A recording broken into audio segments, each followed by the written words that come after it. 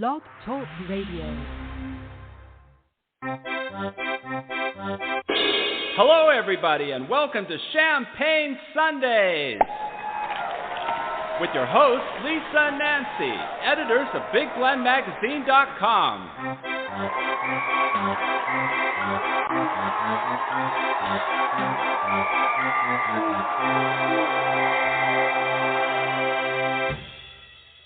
Welcome, everybody. It is March 21st and 2021.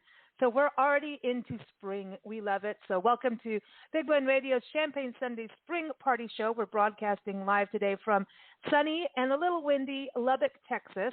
We're your hosts, Nancy Reed and Lisa Smith. You know, we travel the country as a mother-daughter duo, traveling and documenting parks and public lands, and also sharing the stories of the different communities. And that's our Love Your Parks tour. We do that, and you can find those stories on nationalparktraveling.com. And I'm saying that because the magazine for that website, Parks and Travel, comes out the beginning of this week. So we're very excited for that. So if you want to get it in your email box, it's digital. It's super cool. Just go to nationalparktraveling.com and sign up for our newsletter. And we'll also get issues of our Big Blend Radio and TV magazine that comes out quarterly, and some specialty publications we're working on.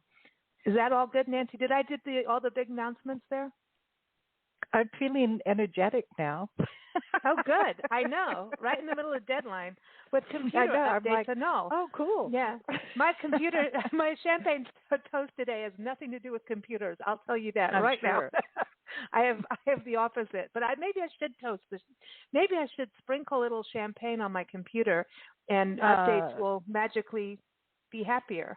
Maybe that's what's wrong with your computer. Maybe you have sprinkled a little too much on there. I don't know. But hey, I got a new mouse.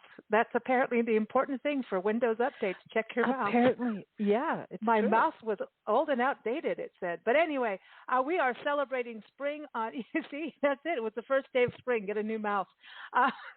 We're celebrating spring on today's show. We have a little brunch party that we're going to host with authors Shelley-Whizin and Steve-Piacente. Both of them are experts in our Big Blend family.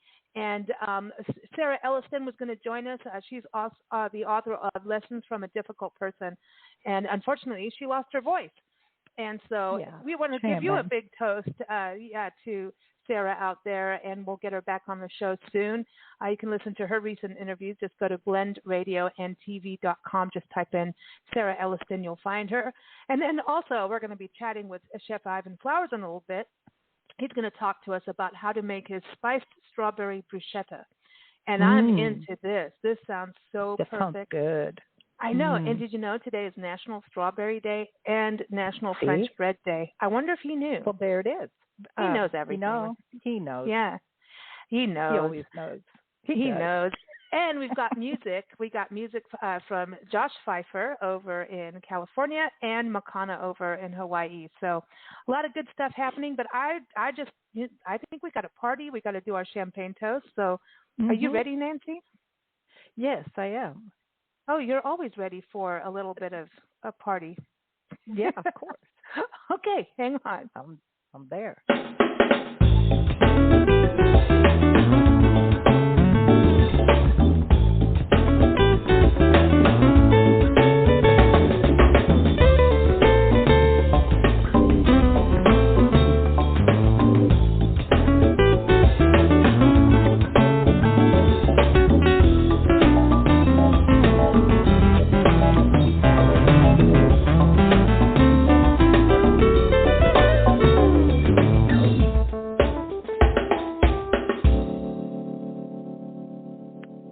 Excellent playing, Nancy.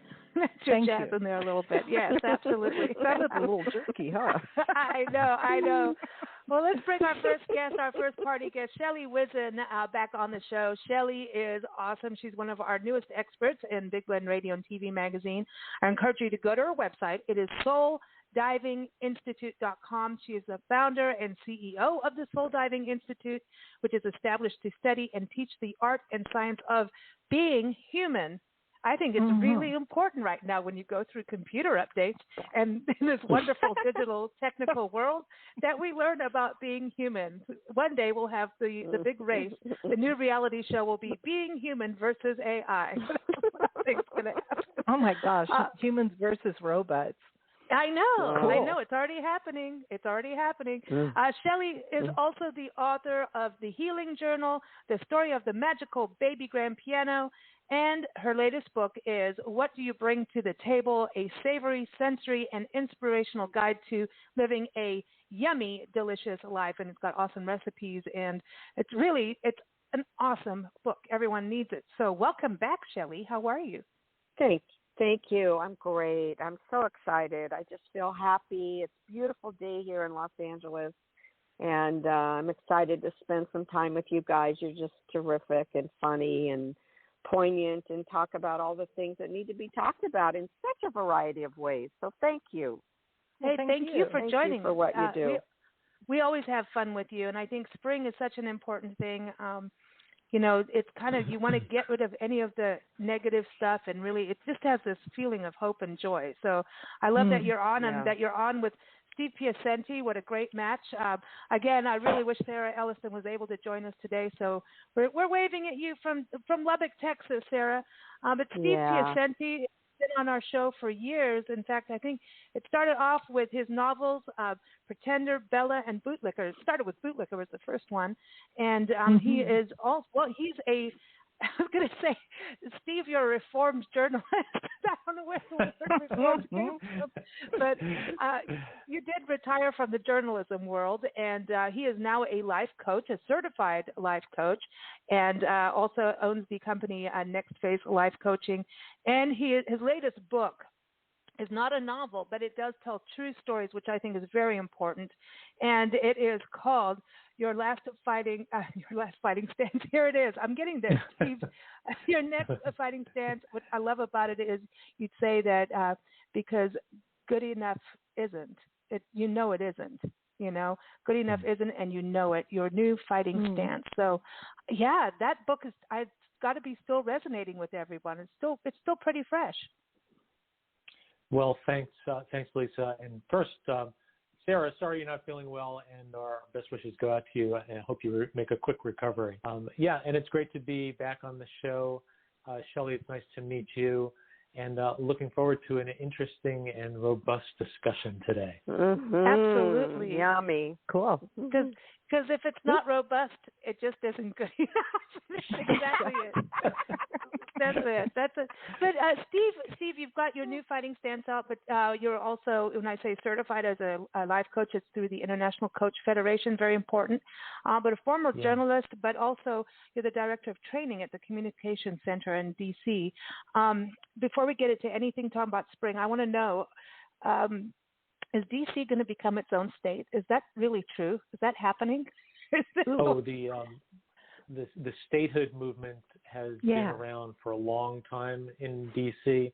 I don't think it's going to happen anytime soon, however. Oh, okay. Okay. Yeah. Well, it's interesting. Because you don't get to not vote. a state to keep everybody neutral? I don't know the rationale behind it. I just know that states' rights issues, they've fought for it for a really long time, and there's some sentiment for it, but I don't think there's the political will in Congress to ever make that happen, at least not anytime soon. It's interesting. Well, it's interesting. Every time I hear about that, I think about all our friends out in D.C., and we're still scared. One day we'll get there. And but let's talk about, spring is here. So I want to have a description of what it's like to be in spring in your area. So where are you actually calling from today, Steve? Because sometimes you can be in, Asheville, North Carolina. You travel a lot. So where are you today? Well, not lately. But I'm calling in from our home in Rockville, Maryland. Beautiful. And the name of my street is Crocus Drive. All the streets around here are named for flowers. Cool. And sure enough, we're in the mid-50s today, which feels like a heat wave compared to what we've had in recent weeks. And the flowers and the trees are starting to bloom. So it's, in a couple of weeks, it's going to be really pretty around here. About 12 miles outside of D.C. And if I have one big regret this year, it's that we will not have access to the cherry blossoms downtown by the tidal basin, because all of that, I believe, is going to be closed off because of COVID. They're still not comfortable with letting people in there. And that's something I used to go to every year, bring the cameras and get a lot of nice shots, but I don't think it's going to happen this year. Oh, that's too bad. I've always seen photos of it. We've actually covered it. Beautiful. Press releases over the years, and it's one thing we really want to do. So maybe, Nancy, you and I can plan that we go there next year for that, for the Cherry Blossom Festival. I'd like to do that. Sure. For sure. That's on my list. So, Shelley, and everybody, by the way, Steve's website is Steve-Piacente.com. You got to check him out over there, and also keep up with him on Facebook. He's on Twitter, on Instagram. You got to keep up with him on Instagram. He's an awesome photographer. I go to Instagram every day just to look at his photos and see where he's been. Yeah, really beautiful photos, a lot of nature and people. You're capturing a lot of people in kind of like life moments lately that I've seen of your photos. Yeah. Seems like you're going that way. I just finished Dr. Sanjay Gupta's book about the brain, and one of the things that he recommends to keep our brain functioning well as we get older is meditation. And I don't do meditation, but I look at the photography as meditation. When I go out, it's very peaceful for me, and it's very calming, and it's, I don't have to think about anything else but that. It's being able to focus on just one thing. It's so cool to clear your mind like that. Yeah. I think we need that, and I think nature does that a lot too. And that's big. Shelley, I want to hear what you said. It's a beautiful day in LA. You're in Sherman Oaks. So, hey, Steve has crocuses and you've got oak trees. But because meditation, I want to touch on that because that's something you are a big part of is meditation. And even your book, what you bring to the table is like mindful, meditative, mindfulness, a lot of mindfulness. But I always add happy mindfulness. Because and that's why I call them happy mindful meditation, because for me, and they don't take very long, and they're only maybe 1 to 2 minutes really. And when you get, it's like what Steve's talking about, you get in a zone, and it doesn't take long in order to get into that zone. Even if he's standing there taking a photo of something that is just extraordinary, that moment is very meditative. So it changes and shifts your state. And the same thing with these little happy mindful meditations. They will have an idea that meditation takes hours and hours and hours, and it can. I'm not saying it doesn't, and it can, but it doesn't have to in order to switch and change your state so that you feel good and you feel happy, you feel joyful, ready to meet the next moment because you're in this moment fully present. And so the book is about being present when you're cooking. It's who you are while you're cooking cookbook. And there's some recipes in there that offer some practice for that. So and there's a little happy mindful meditation right before that so you can focus even on a picture that brings you joy or looking outside the window and really looking at nature. How often do we stand outside the window and look at nature? So just different little hacks, I guess, life hacks that help people get into the present moment, especially with breathing.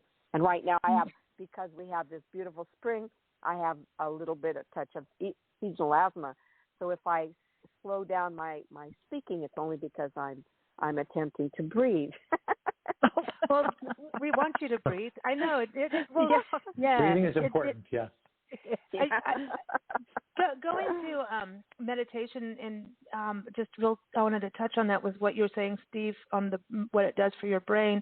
We've interviewed Norman Rosenthal a couple times on our show, and his books. He's part of the David Lynch Foundation, and he wrote Supermind: How to Boost Performance and Live a Richer and Happier Life Through Transcendental Meditation. And he really got into the science of it. And I geeked out on this, and I'm not really good at that real scientific stuff, but it was real proof and evidence that meditation really fixes your brain waves and your memory goes up and good for your soul. I mean, all of these things. Yeah. And we had this, he's put on a couple times. We've done a lot on transcendental meditation. But I really want to go and do it. I haven't done it yet. Well, to Shelley's point, I think it may mean different things to different people, or at least people can exercise it in a different way. I'm a terrible cook. The only thing I bring to the table is my appetite. But when I'm out, we need you. We need people like that. But when I'm out by myself with the camera, it's an entirely different thing. Yeah.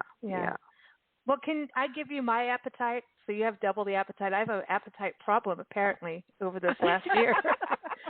Apparently, I need to do a lot more hiking. I don't know. But something happened at all the bed and breakfasts we stayed at. They fed us well. They really did. Like, here, have some more. And like, oh. Yeah. Well, Shelley, what's it look like in Sherman Oaks today? Is it spring? Do you get it? Because I know California, Southern California in spring. We're going to be there soon. We're going to be in Central California in the end of middle of next month. We're heading home, and I just remember the hillsides being green with poppies and all those beautiful wildflowers. Is it a little too early for that, or are you getting them yet? Oh, they're just starting. And today was about 66 degrees. My granddaughter and I went to the farmer's market. It was such a gorgeous, beautiful day. I mean, the sun is shining. It's been raining on and off for the last couple of weeks, which we really desperately have needed. And it's just gorgeous, absolutely gorgeous. The air, especially during this pandemic, the air quality is so good because there's not that many cars on the road, but they're all starting to come back over here. So, it's just stunning, gorgeous, beautiful. Yeah. Cool. We're in Lubbock, Texas, and Texas has been interesting in weather. Let me put it this way. Like, we've had the big freeze here, and everybody thought we were nuts because we went to Dallas for a weekend, and then we went to the Texas Hill Country. We stayed at Black Buck Lodge. You guys, it was amazing. Amazing. They'll be on our show on Friday, March 26th. We'll be doing a show about this. It's the cowboy capital of the world, and it's because of the big cattle drive that happened all the way to Canada. But and there are cowboys. There are truckloads of cowboys. Like, serious. We went into the town of Bandera, which is the capital, and we went to photograph the courthouse because we're doing a story on courthouses. And I turned around, and I'm like, dude, like real dudes, like dude. Dude. But everybody was carrying on, and I know people who garden and everything in Texas, and they're all like, the freeze has killed everything. And Nancy and I went hiking in 2 state parks.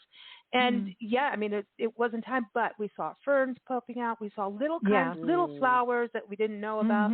Like, it's all different. And I saw cactus, which I've been missing sorely, literally. But flowers are coming back, but it has been windy. We went to Austin, beautiful sunny day. We sat outside with dogs that we were taking care of, had wine in the sun with wonderful dogs. And this wonderful garden, a certified national wildlife habitat, Wildlife Federation certified backyard habitat, where you plant native plants and put shelter and water so that you can, take care of bees and wildlife and birds.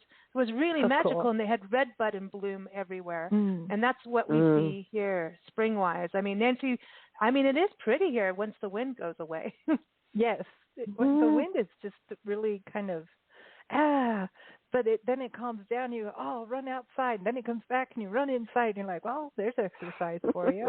It's sowing seeds. It's sowing seeds. We need the wind to propagate. We need the wind. Yeah. We need that. But it's beautiful. Spring is beautiful. But I want to get to our favorite part of the show is Champagne Sundays is a toast. And every Sunday, whether or not we're doing a show, or you do not need champagne at all. We just like bubbles and we like wine. But we raise a glass to something that is positive, something that makes us happy. Of course, the world has been sad with the pandemic, with all the drama but there is always something good. No matter how bad it is, there's always something good. Even Anne Frank wrote about it, and she knew there was always something good out there. And so that's what we do. And so I want to ask each of you what your champagne toast is. And we'll start with you, Nancy, since this is your tradition. And I also want to know what your favorite spring food and drink is, because, we would serve it to you if we were all in person. But, Nancy, let's start with your toast. Okay, so one of my favorite people, and actually two people that I'm really curious about, is a journalist, Henry Morton Stanley. Today, in 1871, is the day he found missionary and explorer David Livingstone. And if we ever make it back to Africa, want to do that whole trail, like where he started and how we found him. I want to go there. I don't know what it is about these two guys wandering around looking in Africa, and they actually met, and he found him. And I really don't know how he found him. I think it would make a great. I know there's been several movies, but I'm looking for someone who used to be a journalist to write a good book about him. Hey, I wish I knew somebody. I wish you did. Hello. He's so like, no. Set up, total setup. Well, yeah, I wanted just to back you up on that, Nancy. Yesterday, well, you know I'm on Twitter, and my main reason to be on Twitter is to follow William Shatner. But anyway, it is going boldly where no man's ever been. It was March 19th. I don't know if it was David Livingston's birthday. I think it was. The quote. I put a quote of a day up on Twitter, and it is, "I will go anywhere as long as it be forward." I love that quote.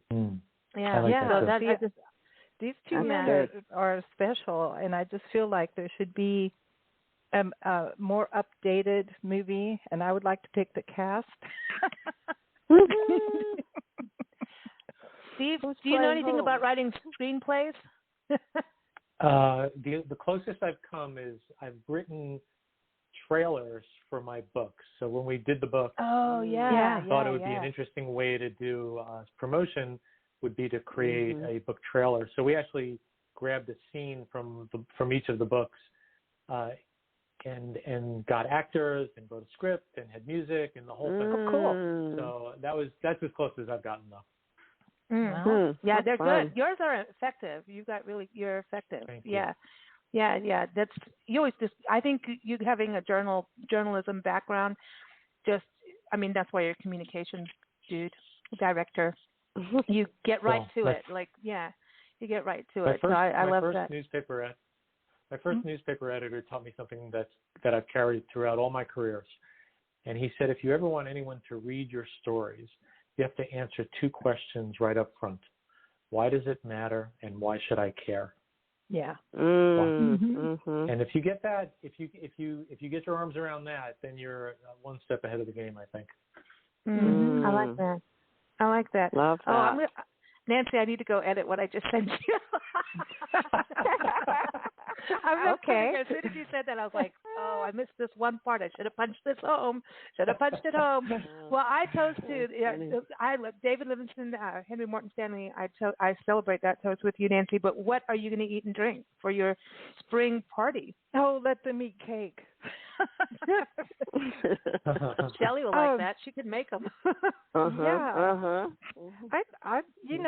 I'm kind of experimental with food, and if it looks good, I'll try it. And so sometimes I just want something brand new that I've never had before just to see. But there are lines. It's like I don't like body parts. All right. You know what I mean? Body parts. That sounds interesting. I don't like internal organs of animals. So, I don't like that. Don't you think it's funny that we're so selective as to which part of an animal we'll eat? Yeah, I know. It's funny, isn't it? We'll eat the animal, but we won't eat this, and we won't eat that. I'll only eat chicken beaks from now on. Chicken beaks? That's so funny. Beaks. No, that goes along with... I'm sorry. It kind of goes along with different cultures and what body parts they're allowed to show. In India, you're not allowed to show your shoulders or your ankles, especially for women. But you can show your midriff. Yeah. And so they wear these, cholis, which are these short little shirts over under a sari, and their midriffs will be out. But you cannot show their shoulders or their ankles. And in the Jewish tradition, if you go into a synagogue, of course, you cannot show your shoulders. So there are certain body parts in different cultures. And look at when you wear in the Arab countries, you can't show for a woman hardly anything, only your eyes. Right. Right. So well, I think when you think about, the Muslim culture with your mouth is covered and everything, I always wonder if they knew like a pandemic was coming and it was part of health and protecting women, protecting women. I think in a way there's things that maybe we just need to explore more. I don't know, but I love saris. I think it's from living in Africa that it's just You know, when you go to an Indian market, there's nothing like an Indian market, man. It's all the spices and then all the textiles and man, I love a good Indian market. Colorful, it smells good. So Nancy, are you going to drink something different, or are you going to continue with champagne for spring? You'll eat anything other than liver and tongue and kidneys? And I could just stick with wine and champagne, and water's good once in a while. That helps. That helps. That's a good thing. Okay, so Shelley, what is your champagne toast? What are you happy about? Well, first of all, I'm drinking. I just want you to know I'm drinking. I got into drinking sparkling water, flavored sparkling waters. And I've become kind of particular as to which flavors I like. Some are too sweet. Some are this. I feel like Goldilocks. But I just find them refreshing, and they make me think like I'm drinking a soda, but they're no soda. And there's zero calories and zero sugar. And so that's what I'm having, a Pellegrino right now. Here's a plug for Pellegrino. Dark Morello, cherry, and pomegranate flavor. That sounds good. I'm having a little sparkly as my champagne. And the food, I think if I was doing a spring brunch, I would make a quiche. I would make a big, huge quiche, an egg souffle, more like an egg souffle with spinach and maybe even some zucchini and broccoli and sauteed onions and just mix that whole thing with some beautiful cheeses and stuff and serve that with some maybe little French fried onions on the top and some little When are you opening a bed and breakfast? When is Shirley? I know, right? The Whiz-In. Just call it the Whiz-In. Yeah. That's a good name. The Whiz-In. Shelley's Whiz-In. The Whiz-In. I love it. That's cool. Love it. That's a great idea. Yeah. And Whiz-In for some Zen moments with Shelley. There you go. There you go. And I feel extremely grateful today because for a year, you know, I've not been able to really be with my daughter, my son-in-law, my 3 grandchildren. And they only live 10, 15 minutes away. And I'm vaccinated. I just did it because she wouldn't be with me if I wasn't vaccinated. And even though I have some mixed beliefs about it all, I figured, you know what, I'm going to be vaccinated because I want to be with my family. And I may walk around altered and whatever. We don't really know all the ramifications. But I feel grateful because my daughter's house is being repaired from leaks and so on. So all of them are in my little apartment for the next 2 weeks. I'm sitting in my closet right now, and my granddaughter, and they brought their 3 dogs, a 2-bedroom apartment, 3 dogs, and 5 people, twin grandchildren, 15-year-old, and a granddaughter, 11, and I'm just so grateful that I get to hug them, I get to be with them, and it makes me so happy. So I toast to all the families who get to be together once again and get to hug each other once again and get to be a human being in the way that we're meant to be, social creatures, loving creatures, and being able to love up on each other. So I'm extremely grateful about that. Love it. I love it. I love it. I love it. Yeah. That's so nice. Steve. Yep. Yeah. Yes. I think there's going to be a wave of joy, a ripple effect that goes around the world. We're all going to start feeling all giddy, and we're going to wonder what it is. Is everyone getting back together? You know? Yeah. Yeah. Reunions. I think that's what's going to happen in tourism. We're going to have family reunions across the country and like celebrations of the eloped weddings, you know what I mean? But it'll still probably be smaller gatherings, you know, so that I love that. I love it. Steve, what about you? What are you toasting to, and what's on the table? So here's let me give you a little perspective first. So I work with probably 20 to 25, 6, 7 people a week in the various either life coaching or communications training that I do. And one of the things that I've noticed is that as I'm doing my work and I'm leading them through whatever I'm training them on, is that there's been a high cost to having to stay at home so much, whether it's you know, just have to work, but the kids are around because they're not in school, or as Shelley was saying, not being able to visit with family. And so, people, I believe, are pressing on as best they can, but I also think it's no secret that it's been very isolating and it's taken a toll. So my toast, and I hope it doesn't sound cheesy, but my toast is this: may all the storms you weathered during COVID, and this is for all our listeners out there, may all the storms you weathered during COVID lead to a new beginning and a rich appreciation for all the years that lie ahead. Very good. Like it. Beautiful. I like it. It's not cheesy at all. That's not. I love cheesy. I love cheese, and I love cheesy cheese. Stringy, melty, cheesy I cheese. love it all. I want cheese now. So what's on your platter? Are you eating cheese? What are you eating and drinking for spring? What's your favorite? I'm very uncomplicated. I like a good seasonal beer, and so that's about as exotic as I get with that. I didn't know there was such a thing. That's the first time I ever heard of that. What's that? No, breweries do seasonal beers. It's awesome. Wow. Right. And it's supposed to catch a hint of the season in the taste. Oh, cool. Yeah. So, food with that? Are you eating with your beer, or are you getting one of those really big beers, those giant beers? So here's what I'll say. We have one of our children, our son, just moved back into his old neighborhood, my neighborhood, with his wife and daughter, one of my 5 granddaughters. And I have another daughter who lives in the area as well. And so we had a potluck dinner last night, and everybody brought something, and it was really, I have to say, like restaurant quality stuff. So nice. Again, I what I bring to the table is a good appetite. So I just really enjoyed the chicken and the orzo and the salad. Ooh, orzo. Yeah, it was just really nice. I haven't had orzo for a while. Most of all, just having everybody together for a little bit. That was great. Yeah.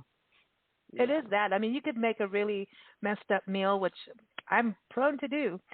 But if you're having a good time, it's like, okay, get the water, because normally it's like too spicy or something. But, if it's me. But it is about what's happening around the table together with everyone. But Steve, on the beers, Asheville, we were in Asheville. Your daughter lives out there. And that's Beer City, USA. That's fascinating with all the beer out there. That's like brewery haven. You know. You start hopping down the street when you get there. It's awesome. Well said. I know. I'm feeling springy and silly. Hopping. I know, it's spring. I'm like little bunnies are hopping. My toast today is to resilience, because spring is that. To me, it's about resilience and moving forward and hope and joy, because when you see green, I have a thing about meadows, like when you see a good meadow and wildflowers are there, it's like towards the end of spring and into the early summer, you'll get them. You just want to get out there and roll and just, I don't know, I feel animalistic with that. It's weird. But it is about that fresh, new growth. And I think Dallas and not just Dallas, Austin, Texas, I should just say Texas, after this big freeze. And when we saw those wildflowers, I knew that would happen. Nancy and I have been through a lot of wildfires when we lived in California. And the same thing happened. Flowers came up that you wouldn't have seen if it wasn't for the fire. And so it kind of looks at, you look at COVID, you look at the issues that everyone are arguing, and some of the really brutal bad things that are happening. Resilience pays off, and resilience and hanging in there, even when you get to that moment when you think you can't bear another day of winter. Summer does come. Spring does come. Fall does too. It's really cool. But, so things do move forward. Nothing stays the same, which is why I'm so glad you both are on the show today and talk about change, because it just spring, that beginning of spring shows resilience is there. We all have the resilience gene. We just got to tap in. And so spring, that's my toast, is resilience. We all have it. Nature has it. And that's to me, our biggest guide in life is going to nature to to witness that. Everyone's got gods and different things, but when you go to nature, that's it right in front of your eyes. If you look, she will always show you resilience is there. So I toast to that, and I'm toasting with a beer too. But you know what? This is not going to be a cool craft brew thing. Listen, we're in Texas, and I have some really kick-ass salsa. It is some good hot stuff, and it does make you want to go around and kick things. It's good. And having that and just having this kind of food makes me just miss Mexico, and really good chili chilies. That is other than Eggs Benedict, my favorite breakfast dish, lunch dish, dinner dish, chili chilies with eggs on top. Got to be done right. Everybody's got their different salsa. It's like a mole if you want. It's the right salsa or sauce, chili verde or however you want it, green or rojo, whatever. I don't care. Either one is good. I want them all. You can go to Santa Fe and have Christmas and have them both. It's awesome. And so chili chilies with eggs. It's a little filling. And I want a good Dos Equis or a Modelo. Somehow I knew that was coming. Now you put a little black pepper on top of your beer. I just feel Mexico right now for some reason, and I'm totally into that mode. And I would like some now. There it is. There it is. Yeah. Beer is good once in a while, man. It's really good. So, all right. So we've got our food, we've got our seasonal, what's going on in the neighborhood, all of that. But let's talk about spring. Some of your favorite things to do. Do you have traditions? Do you have, activities like Shelley? You just went out to the farmers market. Do you do specific just for fun or in your professional world? I do not specific things. I think I probably come out more. Certainly after this pandemic and being hibernating, I feel like a bear. I've been hibernating and cocooning, but I did write the book during the pandemic, so that was a big, huge plus. I probably would not have done that, would not have done it if not been for the pandemic, because I'm such a hands-on grandma.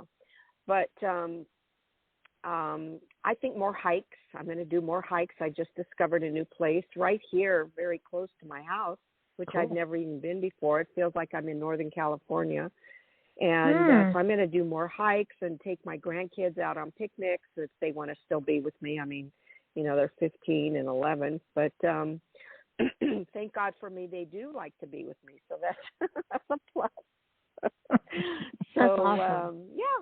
More walking hiking outside, is good. being outdoors. Yeah. That's the one thing I think the pandemic taught people too is, the great outdoors, getting outside, the importance of a walk, That's really cool. And people are discovering their neighborhoods more through the pandemic. There are good things like that. So, hiking and picnics. Hey, you're talking our language. And if it's right behind your house, you really should open the whiz-in. I'm just saying. Exactly. I love that. I'm not Got to walk that quiche off, man. I'm telling you. I know after all the quiches and Benedicts and all. Yeah, I know. You got to hike. What about you, Steve? Is it spring? Is it different photography for you, or what's your thing? Well, there's always the capturing the change of seasons is a lot of fun, and I agree with you. One thing that COVID forced was, because we couldn't travel, is to learn a lot more about what's outside the front door. So in my neighborhood, turns out that it was built around a big forest, and there are a lot of trails that we had never even explored, and interesting looking creeks, and of course all of that changes with the season. So there's that to play around with. And the other thing that I love to do is play tennis. So I'm in the process of moving from indoor tennis all winter long to outdoors, and that's always it's just so nice to be outside. So I'm really looking forward to that. I love tennis too. I used to play as a kid on a farm in Ladysmith, in South Africa.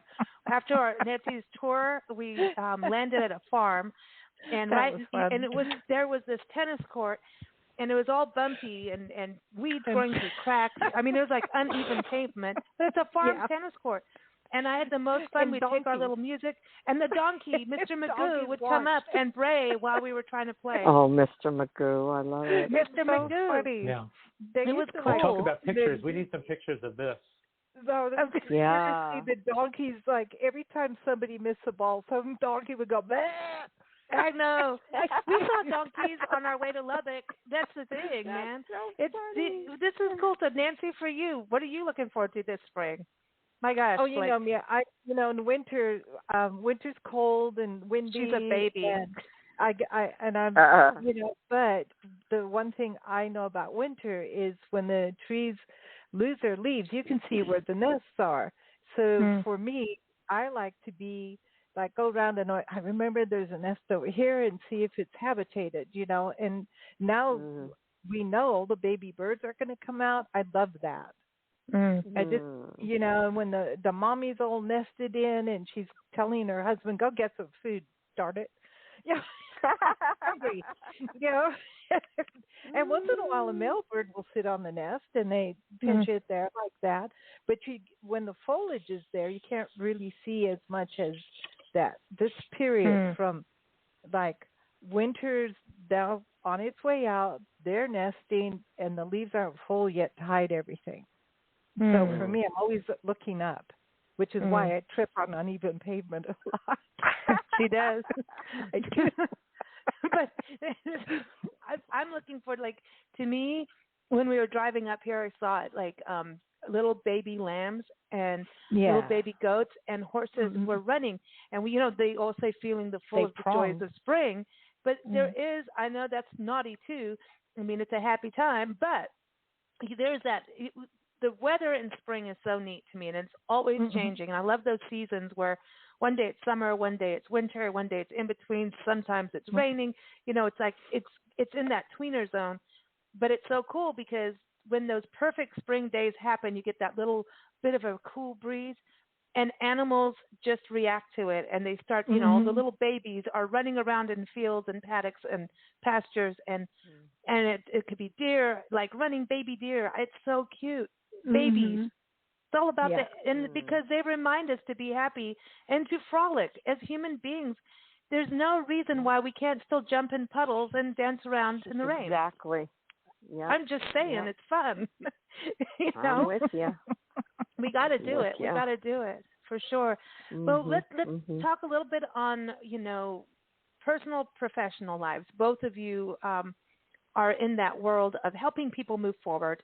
And, being human, like you talk about that, Shelley, especially with your book and everything you're doing at Soul Diving Institute. But right now, when you think about spring, what do you think what would you recommend for folks? Because it's a time of freshness and newness, and I think there's a lot of fear that comes with that and a lot of excitement. But what would you recommend for folks at this point of going into a season? People are slowly coming out of COVID. It's still scary and it's still going to take time. All of that's still going to take time. But what are you thinking for folks around the world right now? Well, what I'm thinking, I come from the belief and the perspective that we are spiritual beings having a human experience. And it's the human part that's the bumpy ride. And so when we can change the way we perceive, like put on different lenses to view life and just look from maybe a different perspective that we didn't take into consideration before, it helps us to expand our awareness of the possibilities of how to be a human being. Maybe make a decision on what kind of human being do you want to be. Do you want to be a kind one? Do you want to be a thoughtful one? Do you want to be, an adventurous one? What kind of human being do you want to be? Do you want to hold on to the past and think about all this stuff that keeps us trapped, makes you fat, keeps us fearful and make you fat, right? It does. And so I think to be able to blossom open our thinking and to change our way of thinking and the way in which we think and what we think is really important. I'm also a life coach, and I can totally relate to you, Steve. And I'm also a deaf midwife. So it gives me a different perception of life because being with people at the end of their life and knowing that we're born with an inhale, we die with an exhale, and what are all the inhale and exhales in between? What do we do with those? And they're so immediate because, this could be the last breath. So how do we want to live? What intentionality are we bringing to our everyday life? And certainly we can bring, certainly we're going to have it because it's our instinct to have that. It's our survival mechanism. How do we jump out of those first three centers of our survival into our heart and into our soul and into directing our mind from the heart and soul, not from the mind, so that we can live from the inside out, and just offering different ways of doing that. I like that. Cool. I like that a lot. Yeah. And different ways. And think about who you want to be. And as soon as you say that, I go, okay, are you an angry person? Like I am right now because of what's going on with my computer. But how long do I want to stay that way? As soon as you guys all called in, I'm like, I can't do that. It's Champagne Sundays. I can't be like all angry at my computer anymore. It's like, how long do you want to hold on to that? Because you do. I can start. I get all puffy like that. That's what I mean about saying fat. I don't mean it to be.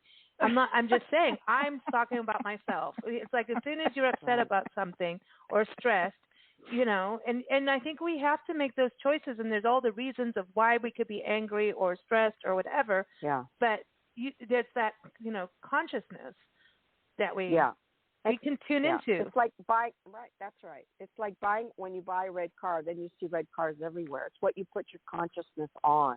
Where do we focus on our life? And certainly we can focus on all the external factors, all the fear factors. There's no question about it. We have that choice.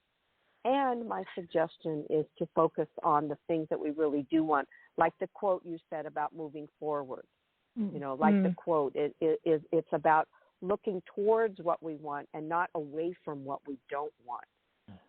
Yeah, exactly. Cool. And you said red car, right? Red sports car is, one of my most favorite songs in the world is Who drove the red car? No, who let the dogs out? No, it's who drove the red sports car. It's by Van Morrison, and it's an old blues thing that I used to play in our band years and years ago.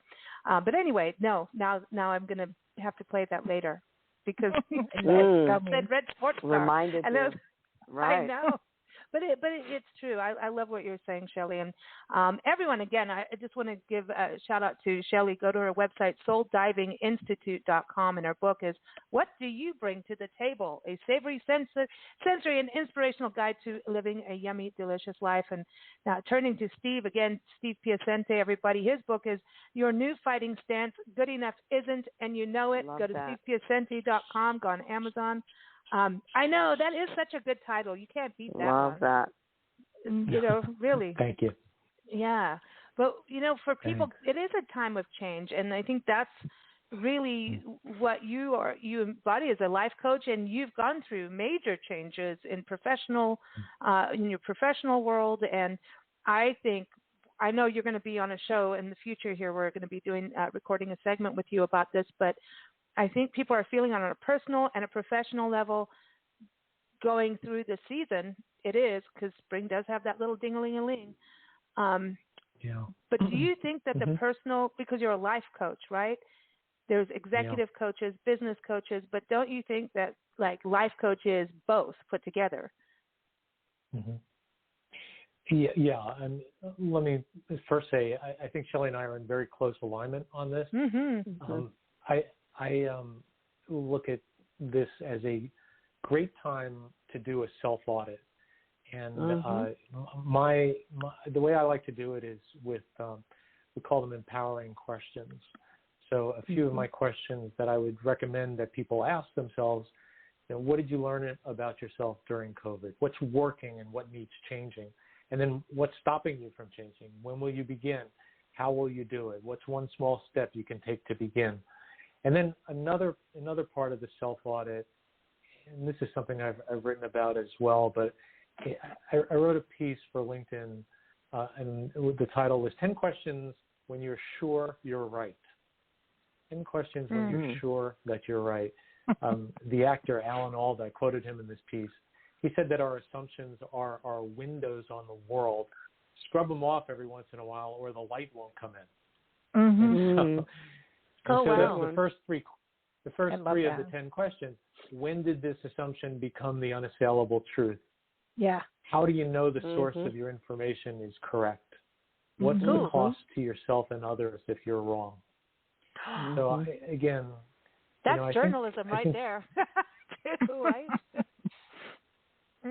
I do think we just kind of go along and we don't question things enough sometimes, and that's the whole thing with the kicker on the book, that good enough isn't, and you know it, but only if you stop to think about it. If you don't stop to think about it, you never question it. So that's why I like spring, because I feel it's a natural time for all this to start taking place. Season of progression, because it feels like fall and winter feel like not like death, but it is in a way, but it is part of that cycle, and it reminds us, and now we're moving into the season of light, which is so it's kind of that it's the dawning of Aquarius, man. Age of Aquarius. Right, oh my gosh, here we go. Hey, Age of Aquarius. I love that. Listen, that's why I wanted to do musical theater, was all because of Hair and the Rocky Horror Picture Show. But yeah. But now, Shelley, you're into music. We're all into music. Steve. Yeah. We want to know about your piano background because of your latest, this short story that you've written. We've got to ask about this. I love that. 4 Hands. It's in an anthology that's out now. It's an anthology of American writers of Italian descent. It's called A Feast of Narrative. It's volume 3. It's out now. Can people get it on Amazon? Yeah, they can get it on Amazon. Cool. Okay, so this story, Nancy and I love this story. I know. The sisters sitting at a piano, and the dad. Anyway, I don't want to ruin it, but do you know how to play the piano? That was our first question. So, as soon as we both read. Yeah. Well, the answer is yes. Okay. And the reason I know how is because my father was a pianist in New York.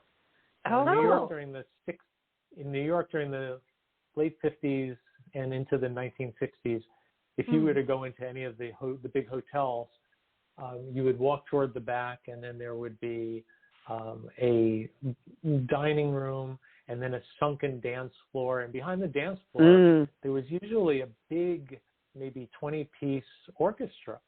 And my father was the pianist and musical conductor for the Vincent Lopez Orchestra in the Taft Hotel. Cool. So that's my background. Whatever creative genes I had mostly went into writing, but he also taught me enough piano to help pay the way through college by playing in wedding bands and bar mitzvah bands and that kind of thing. Oh, wow. Love it. I love this. Quick backstory on the. I love this, Steve. When we see you, when we get to Maryland, listen, we're going to have a jam session. Seriously. Yeah. Come on, this is awesome. Sorry, we love to hear tidbits of people's histories that are on our show all the time. This is awesome.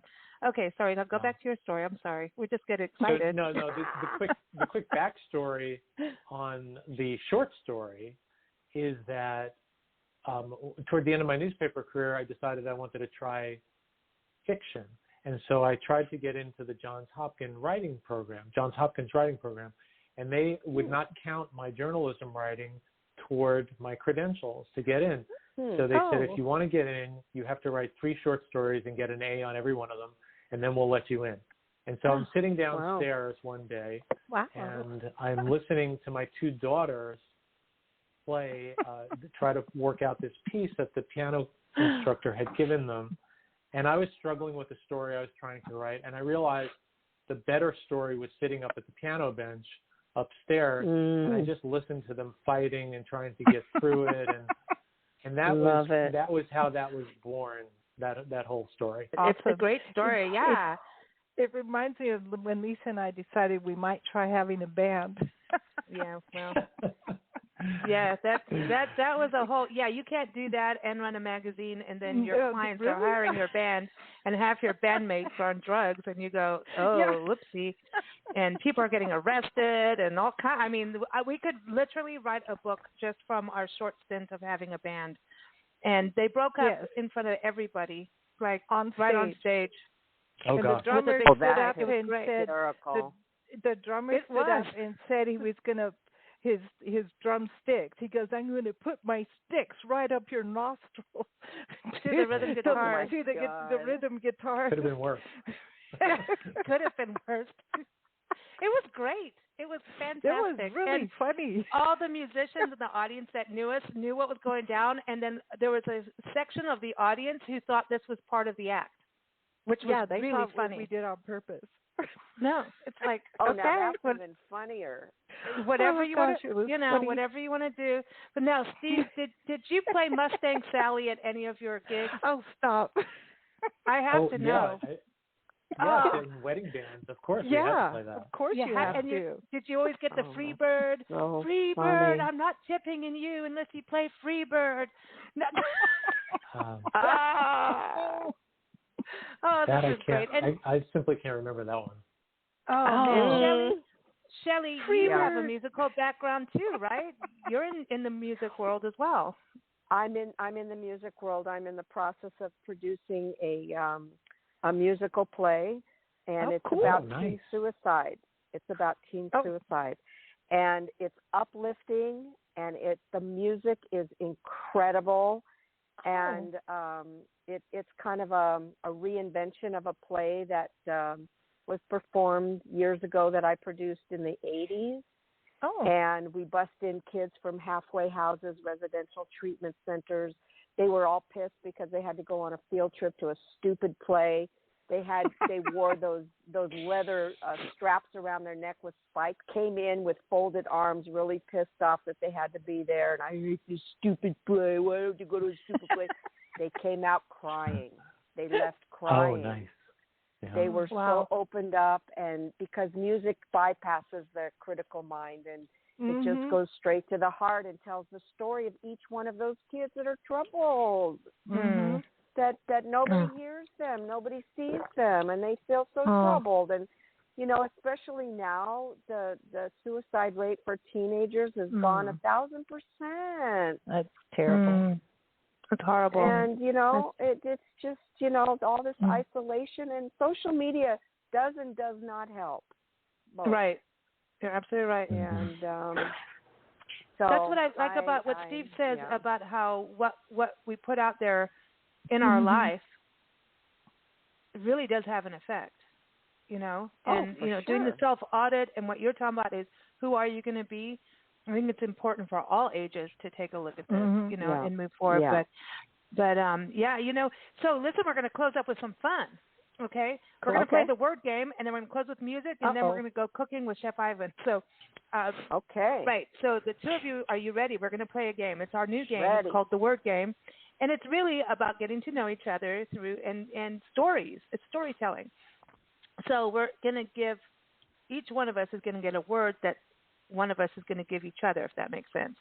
And when you hear the word, immediately what comes to mind of a story of your life, in part of your life, or a sense memory. So we get to all know each other a bit. So Nancy, we're going to start. You get to be the first person who gets a word, so we all know what happens, and we got to get to it as fast as possible. It's like improv here. And Steve, this is good writing exercise, right? This kind of thing. Here's your word. Well, we'll see.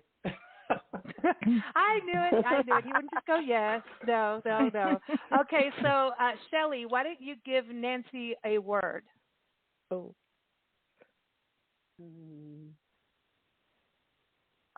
my God, a word. Smell. Any word. Smell. Oh, well, we pitched that's it, and funny. I know all about smell. Oh, that's so funny. Smell it, Nancy. Smell it. I know. Here we go. And you're like, I can smell it. I got to find it. All right, so share a story with You smell. asked. Oh, do it. Go for it. It's the rhino pee. I know it. No. Am I supposed to, what did you say? Yeah, you're supposed to tell the story. Shelley gave you the word smell, and now you tell okay. the story. One time I was giving a little talk at a Rotary Club, and some lady stood up in the audience that she was a client at the time, and she goes, "Oh, you're the Rhino Pea lady," because I had talked about being able to smell rhino pea 2 miles away and being able to tell if it's male or female. Oh, wow. And so they're got known as the Rhino Pea lady, and I'm just like, "Oh, that's that Rhino Pea lady." I'm like, I don't like that. Well, she can, but that was because of your training. And you can. You absolutely can, but I was taught by Joy Adamson, and it took a while. And then, anyway, there's a lot of things you can smell if you can identify with how animals smell, and you'll see how they wiggle their nose, and they shift the scent from nostril to nostril, and this is going way too far in, but it's I think chefs can do it too. Well, we'll ask Chef Ivan when we go to our next segment here. There you go. Yeah. Can you smell rhino pea? Yeah. Well, this was when she lived in the bush. Well, that's because Joy Adamson made her be naked on a rock and blindfolded to sense everything around her in the middle of the bush in Kenya when she worked for her. Yeah. And you learned scent, smell, everything. You learned all your senses immediately. She said I would learn real fast, and you really do. If you're blindfolded and naked on a rock in a country you know that you're not used to, your senses have better be there. And that's an exercise. It'd be fun to do that with people in this country because they'd be so outraged. But you know, she was my boss, and it was like, there you go. I had to do it, so I did it. Well, that's really springy. That's a springy one. So Nancy, you get to give a word to Shelley. Oh. Okay. Oh, no, wait. I got it wrong. Sorry. Oh. You've got to give a word to Steve. Yeah, otherwise I'm going to get it all out of the sequence. Oh, okay. A word to Steve. I can't do smell? No. Okay, but you can do taste. Taste. Mm-hmm. Okay, I think that taste is one of our most powerful senses. And let's see, what's a story with taste? Okay, every once in a while, my wife makes a good Italian dinner, and her recipe for sauce comes from my mother, who got it from my father's mother. Going back decades. But I still remember being a small boy and visiting my grandmother's house when she would make that dinner. We called her Nana. And when my wife makes that sauce, it brings me right back there more than 6 decades ago. Yeah. That's how powerful I think it is. Wow. Yeah. Wow. Yeah, Steve, that's good. Cool. That is good. That's right. Good one. I'm hungry. I am so hungry. And then to have Chef Ivan at the end of the show. I mean, you know, this is a dangerous show. We need to take a walk after this, Nancy. We'll stumble around. Okay. And so I should say that the house smells quite good when she makes the sauce, by the way. Yeah. See? I love that. Yeah. I always tell, because we're house sitting everywhere, I'm like, you have to put the fan on, Nancy. The house is going to smell. She's like, it's supposed to smell. Put the fan on. I'm like, no, I want to smell the food. Right. So, Steve, you get to give me a word so I can give Shelley a word. Okay. Your word is compassion. Ooh, compassion. Wow, as soon as I hear the word compassion, I think about compassion for animals. And, you know, just all the places and people that help animals. And I would say compassion takes me to Kenya. I was right back there to the orphanage where, and they're still going to this day, where they take injured animals in. And it was one of the times where they're a real sanctuary. Like we just did an interview on the Wild Animal Sanctuary in Colorado, where it's a true sanctuary, not one of those that breed animals to hunt them later. This is a true sanctuary where injured animals go. So the orphanage and the Colorado sanctuary, 2 sanctuaries where you can be there. The one in Colorado was really great because they make you walk on a skywalk so that you're not disturbing these animals they have their forever home. They've rescued animals. This guy, Pat, started this when he was a teenager in his backyard to save animals also from zoos, because zoos also breed animals and keep them in the back. And then, anyway, I don't want to get into the whole thing. But he had compassion to save these animals. He saved animals from circuses. We saw 2 bears that were taught how to smoke, and they had to get them off of smoking. They were, as a rescue.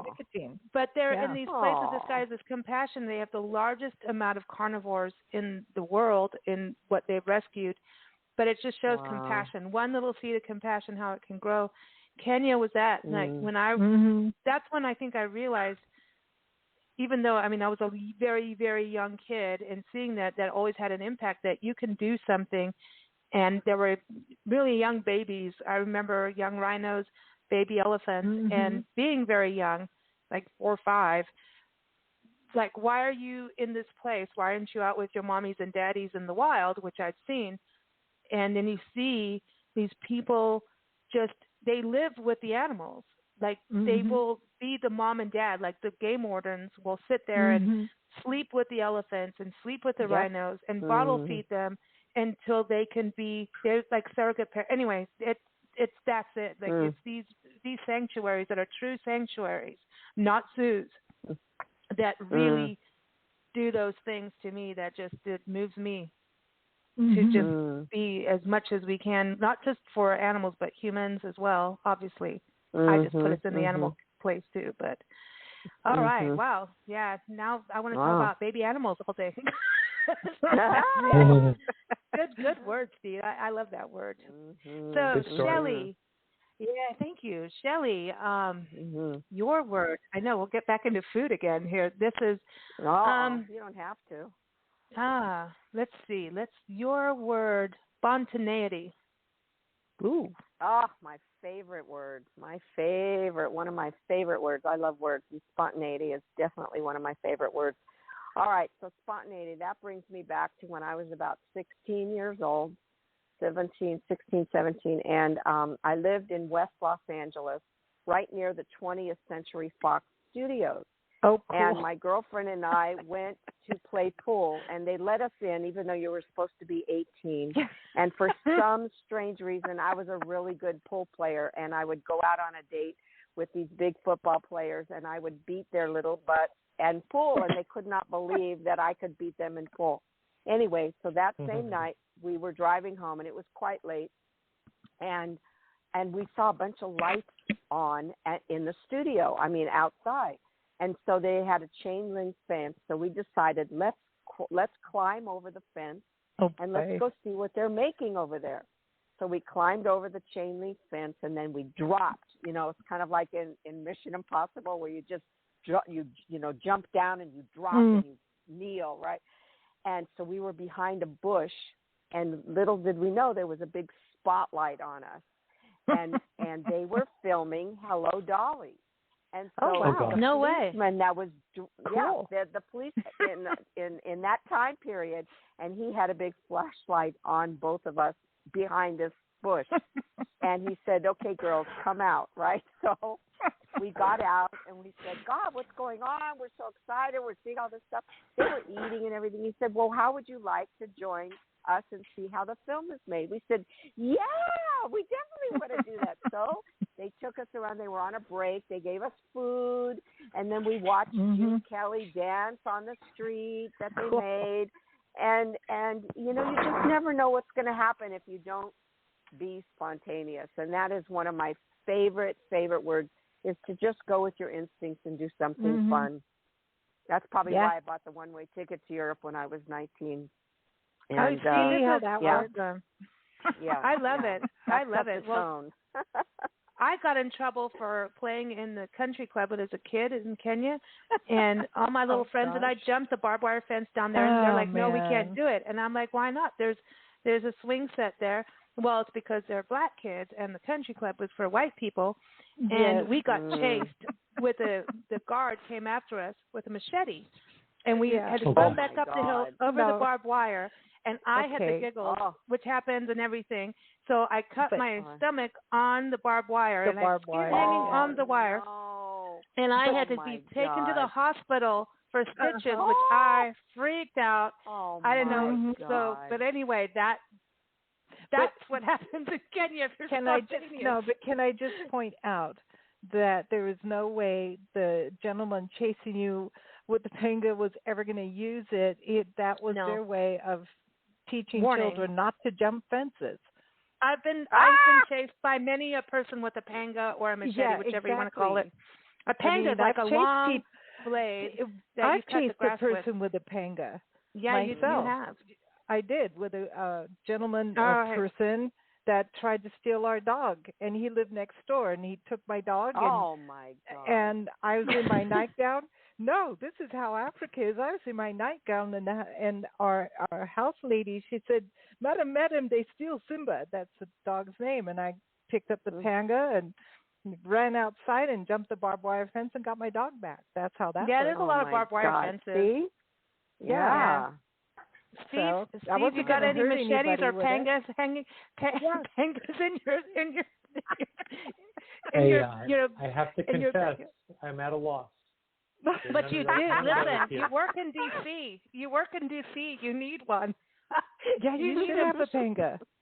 You need a A panga. virtual one. A virtual one. I don't a know if virtual you one. can We're even just carry kidding. a. Can you carry Oh. a panga in this country? I don't No, I even know. don't Probably know. But we not. have to run. We have to run. It has Oh, been so okay. much Sorry. fun having you both on the show. Thank you for Thank joining you. us. Thank you. Everyone, again, souldivinginstitute.com is where you go to keep up with Shelley and get her book, What Do You Bring to the Table? A Savory, Sensory, and Inspirational Guide to Living a Yummy, Delicious Life. Keep up with Steve. We'll have him back on the show. And Shelley, they're going to be on their shows all the time. Cool. Steve-Piacente, go get the book. It's Your New Fighting Stance, Good Enough Isn't, and You Know It. And keep up with him at Steve-Piacente.com. We want to thank you both. Love it. Happy spring to you. And we're going to Thank close you. with before we bring Chef Ivan on. I know, Chef Ivan, you're waiting for us. Hold on, we're coming. We're coming. He's going to teach us how to make spiced strawberry bruschetta. So this is going to be great. Yummy. But we're going to play a song called Life. It's from our friend Josh Pfeiffer. And it's a beautiful song that just matches our conversation today. It's from his album American Crooner Act 1. So here it is, Life. Thank you, Shelley. Thank you, Steve. You take care. Thank you. Thanks, guys. Bye, Thank everybody. Great to be in touch Bye. again. Bye. Thank you. Bye-bye. Bye-bye. Bye.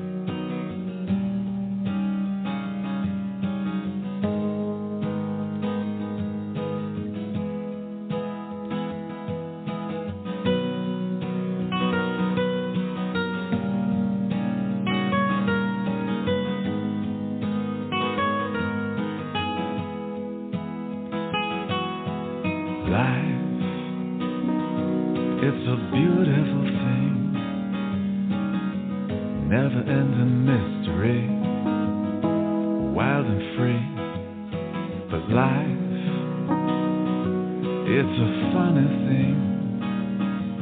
It can tear you up and beat you down and bring you to your knees. I'm learning how to really love, learning how to dream, learning how to find my way in the bigger scheme, learning how to understand what my brother's going through.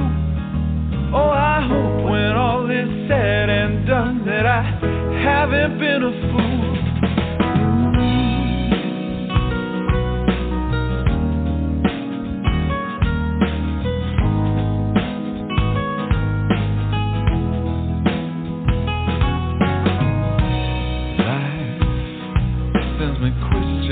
Every day that I haven't got the answers for, that I answer anyway. And life,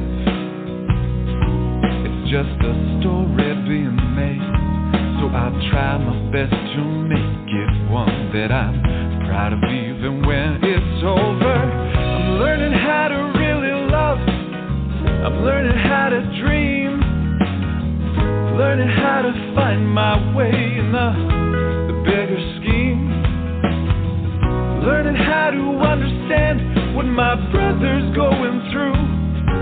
Oh, I hope when all is said and done that I haven't been a fool.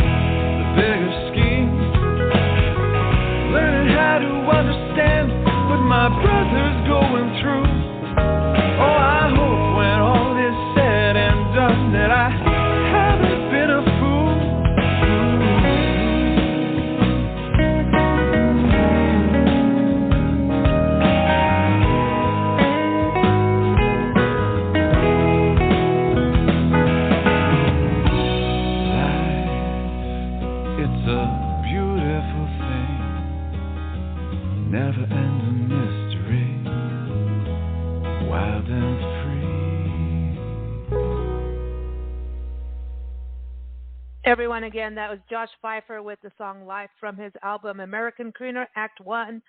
Go to joshpfeiffer.com to keep up with him. One of my favorite songs. That really is. That was a perfect one for our conversation today, don't you think? All right, it's time to finally get Chef Ivan on. I know he's been waiting. We don't want to make him wait any longer. He's a chef, you know. You don't let that food get cold. He'll tell us timing is everything. So I've already failed. But anyway, stay tuned for Chef Ivan.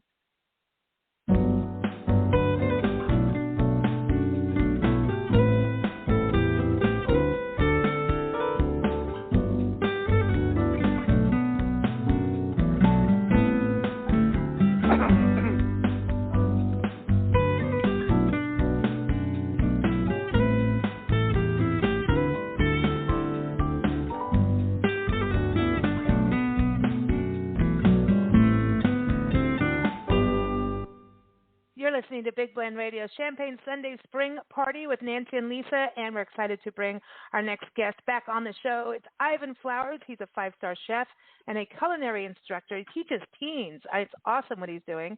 And he's joining us to share his spiced strawberry bruschetta recipe. The recipe is up on blendradioandtv.com now. Go look on Twitter. It's already out everywhere on Facebook. Thanks, Linda Kassam. She's making sure that gets out there.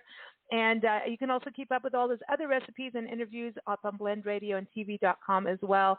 It's going to be featured in our upcoming spring-summer issue of Big Blend Radio and TV magazine. But welcome back, Chef Ivan. How are you? Hello, ladies. How are you? Hey, we're doing good. Listen, thank you for waiting for so long. We got into storytelling and ran amok, and we're not allowed to do that. That's okay. If you're in the kitchen, you're not allowed. But we're not in the kitchen right now. No, so it's no, okay, right? You're not in the kitchen. Yeah, it's okay. Yeah, but do you teach that to your kids that you're teaching, like about timing? Like you can't be on your phone and hope that the souffle doesn't burn. You know, is that a part of it? Teens on a cell phone? Really? Do they do that? Really? I don't know. Really? Shocking. Yes, they do. Sense of urgency. Put the phone down and get your head in the game. Yeah. Well, does that happen? I know I worked in restaurants too, and I always know, don't mess with a chef. They will verbally lambaste you at times, but literally, right? But when in the kitchen, there's this crazy camaraderie in kitchens and the wait staff and everybody, but there's jokes, and some of them are very colorful. And can you run them? That's how you stand the heat, I think, is the, it's because it's hot in there, but you can't the timing to me is amazing. Especially if you watch things like Gordon Ramsay, right? Watching how do you get this meal and that meal all on time so you can bring it out to the table? Right. That's insane. Yeah. How do you guys orchestrate that? Everything is timing. Everything. When you set a kitchen up, you got to remember a lot of the shows that you watch on TV are train wrecks. Yes. Otherwise, nobody would watch them. If it ran really smooth, no one's going to watch it. So, when it's a train wreck, then it becomes entertainment. But the reality in the profession is absolute impeccable timing. And you never tell Chef Ivan on a reality show not to use butter. We've learned that. That doesn't happen. Wasn't that one thing you did, a reality show, and then you that's it, I'm out of here? Wasn't it because they wanted you to not use butter for a recipe that needed butter? What was that? I can't remember. I don't remember. I don't remember either. James Beach. Yes. Yeah. Oh, yes. It was for the Food Network. No butter, no cream, no fat whatsoever. And, the reality is you can use a little butter and you can use a little cream. And you're eating very small amounts of it, and it gives absolute unctuousness and flavor to the dish. It's not like you're putting tons and tons in. You're actually eating a very small amount. And believe me, there's a lot worse things to eat than a touch of butter and cream. Like margarine. Oh, margarine, which is one molecule away from plastic. Yeah. So, right? Yeah, and it's stored in plastic too. And butter comes in like wax paper, like real butter comes in. Yes. There's a difference. There's so who knew we were going to start on this? Yeah. No, Nancy, you were saying something there, and sorry, we got rolled away. No, that's okay. No, that's okay. Go ahead. I just wanted to do a quick shout out to my principal, Crystal Whitley, who is not only an amazing principal, but a lovely, lovely human being. And in these days of remote teaching and remote learning, just a fabulous human being that I'm able to work with. Is this your champagne toast or part one of it? No. Champagne toast comes later. Oh. See, he knows timing here. Okay, but now listen. So this remote, how has it been? I mean, are you doing televised stuff? Are you going? I mean, where are you now, like as a school? And you guys are in Temecula, California, Southern California with the school. But how is everything going with that? Remotely, I've done well. I have to be honest with you. I do a lot of demos. I converted the office into a kitchen. And between demos and lecture or watching videos and then breaking them down, piece by piece, it's like, hey, I'm going to go on YouTube to learn how to fix my carburetor. You'd be surprised how much can be conveyed through videos, demos, and lectures through the computer. A lot. So for sure. I have to say well. That's awesome. And you know what? You have a YouTube channel too, Cooking with Your Pickle. It's like Chef Ivan cooking with my pickle, the little puppy, little pickle. But it is true. I mean, you do TV, you do radio, you understand how to break it down. And I think, I know that students have had a hard time with remote. I know teachers have, principals, school. I mean, it's up and down depending where you are in the country. But I know, students maybe not in their Zoom meeting. They may be like turning the video off and like, oh, I can't, but I'm on my phone. But I have a feeling that when they're watching Chef Ivan, they're like, it's food, man. This is cool. We're hanging out with Chef Ivan. That's cool. It's been a good class, and Temecula Valley High School and Riverside County do a good job. A lot of students come on and they like to half commit, so you only see them from the nose up. Right? A lot of them just don't like to come onto the camera. So I see the nose up, so I'll take it. Wow. I'll take it from the nose up. When I don't see the nose and just the eyes, I say, listen, come on, give me at least the nose. So at that point, that's when you actually want to have, you want computers to be a scratch and sniff little thing so that it's like, here, we're making turkey, smell this. We're back to that word, Nancy. By the way, it's coming. It's coming. It's coming? It's coming. Do you Google, think it is? Yes, it's coming. I do. I truly do. I think there'll be canisters that'll be put in TV and certain things and electronic, and, all of a sudden it'll release smells, like the rhino pea. Oh, no. Oh, here we go, Nancy. The rhino pea. There'll be a bacon canister. Oh, no. But you know what? I think you're right because, so Chef Ivan, Nancy wants to do a segment with you about utensils, we travel the country and we're in different kitchens each time, and we're finding things we've never heard of, all kinds of interesting things. Some people really have a souped up kitchen, and you're like, what? And then you'll go somewhere, and the person, they don't cook.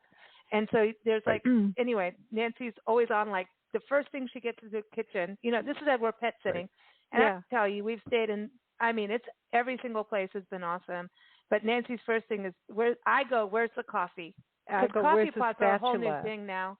Everybody has a different coffee thing, and I do not want to know about the ninja thing because I don't know what goes on with that. Yeah, but I will do the espresso, the French press thing. There's this whole other way of making coffee. That's cool.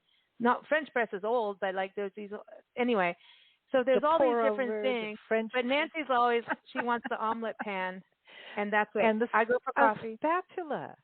A spatula. We've been in kitchens with no spatulas. I'm like, I don't get it. Yeah, but maybe we just couldn't find it. The best utensil in a kitchen are your hands. So.